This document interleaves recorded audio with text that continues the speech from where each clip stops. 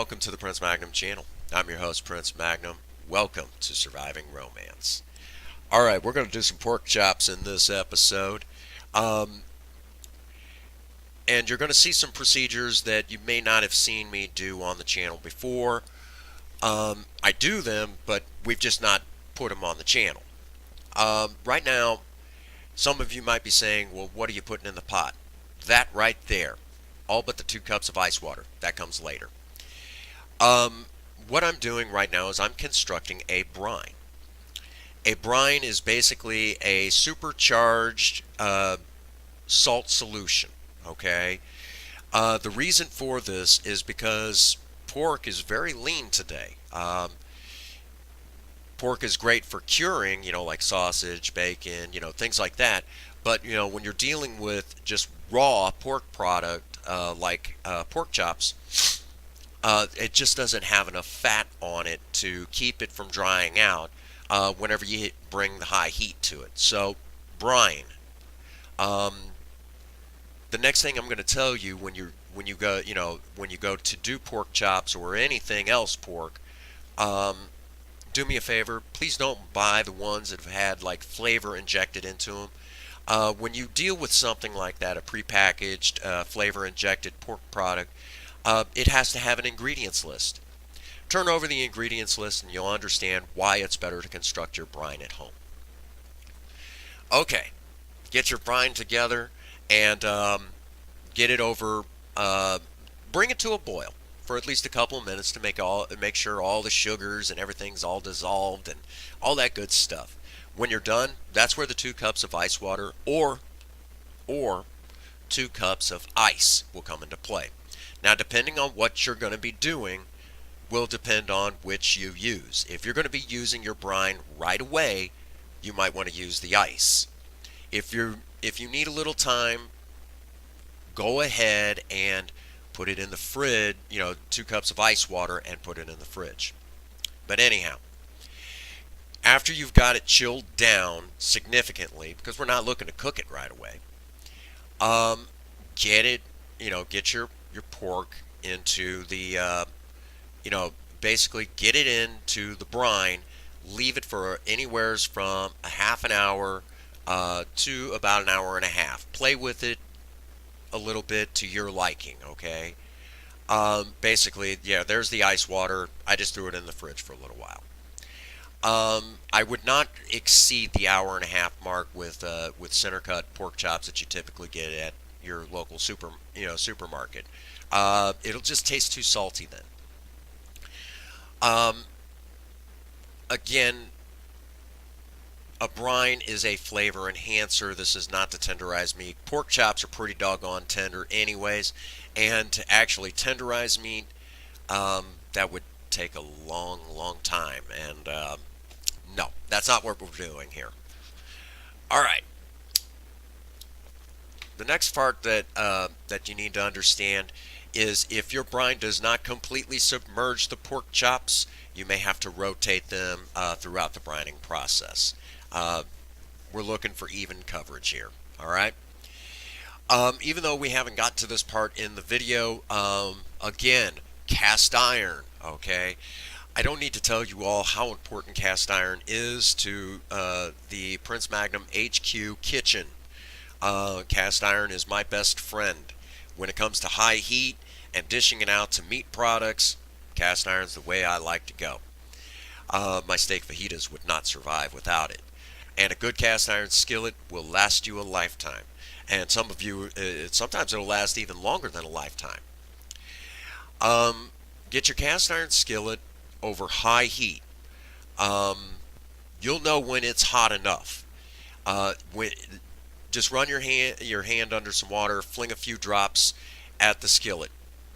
If the water just sits there and kind of looks back at you like you're a retard, you've got more heating to do.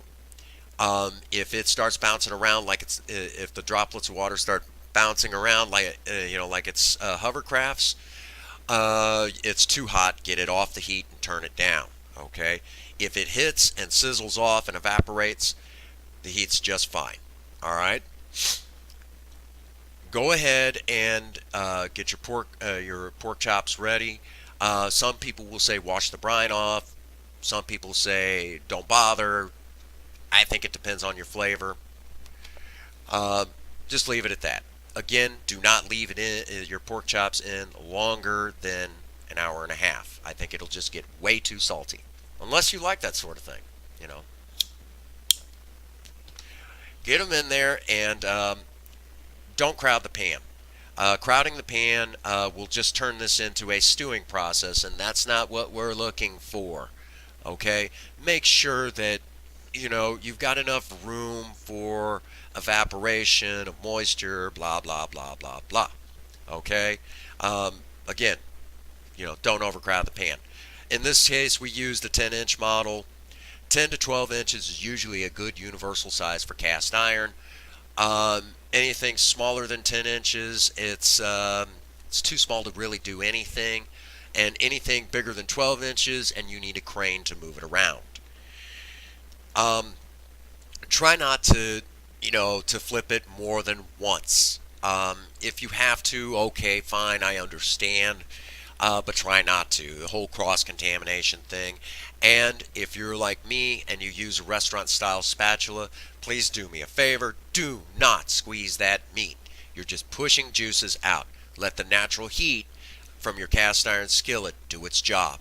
I know it sounds really good, and I see people do it in like diner scenes from movies, and I see people do it on YouTube. Um, you know, Giving a meat smash with your spatula may look good, but it's just pushing juices out. Please don't do that. Okay, just get it on there, and try not to move it around. Um, you're just looking for a nice, good, dark brown color. Maybe some specks of black in there, whatever. Okay. Um, Being that this is pork, I think I need to repeat.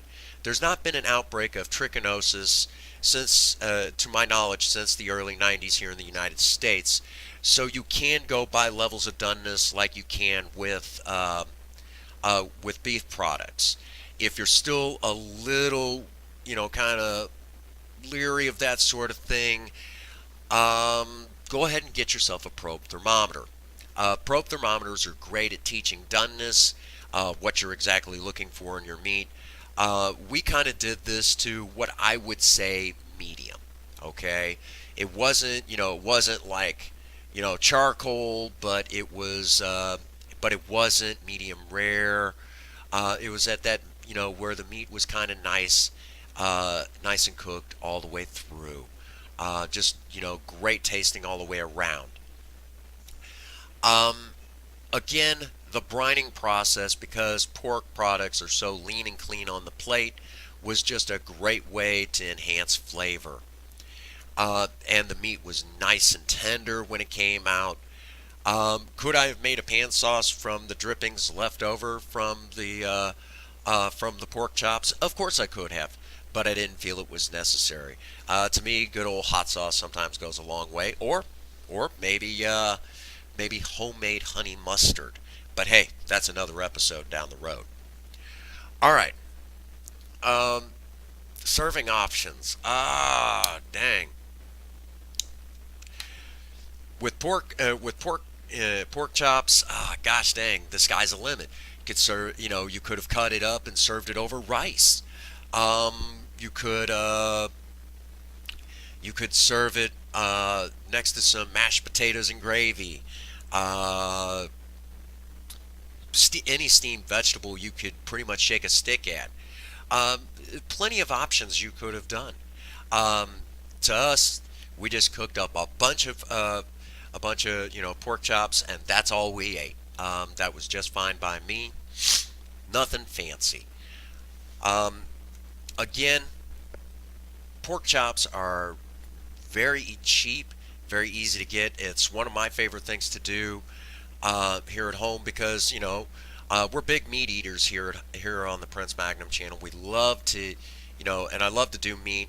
Um, it's just one of those things. I mean, I like my veggies too, but I like to eat meat. Real quick, kind of a side note: when you do pork, beef, anything like that, do me a big favor. Um, Make sure you give the meat a chance to rest. There's a couple things going on. Uh, Most people don't realize this, but even though you take the food off the heat, the food is still cooking. Okay, the food is still cooking, and it's going to continue. The heat's going to continue to rise for the next few minutes.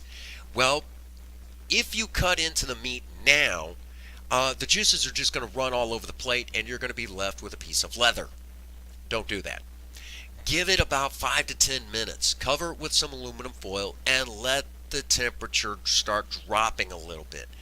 This gives the chance for the pressure to be relieved, and all the juices, for the most part, will stay inside. Ask anybody who's ever fired up a steak at home. They cut into it too quickly because they didn't want to wait a few minutes, and all the juices are all over the plate, and it's shoe leather. So don't do that to yourselves, okay? Just a lot of helpful hints when you're doing this at home. Um, just one of them things. All right, that brings us to the end of this episode of Surviving Romance. I love doing the cooking stuff. It's a lot of fun. Uh, if you've got any suggestions that maybe some recipes you would like to see, please nothing like don't be a jerk and the baked Alaska. Jump in a lake, okay? I'm not that good. Um, but if you've got something that you might like to see, maybe some information on some cooking recipes, or maybe something special that you would like to do for your sweetheart or whatever, leave it in the comments below. If you've got any suggestions, um, you know, whatever reason, uh, again, leave them in the comments below. If you enjoy this stuff, leave a like. Um, as always, get out there and work on a project. I don't care what it is. Just do something with yourself.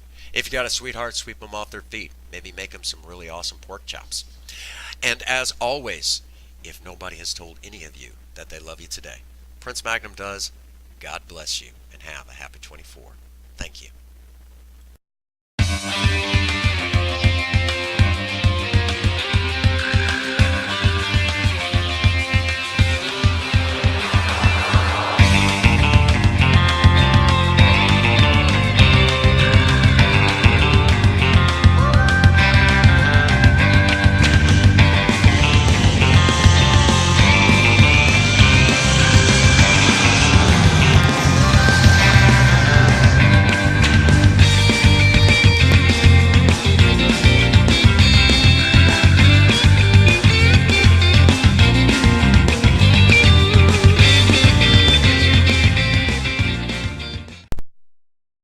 Good night, ladies.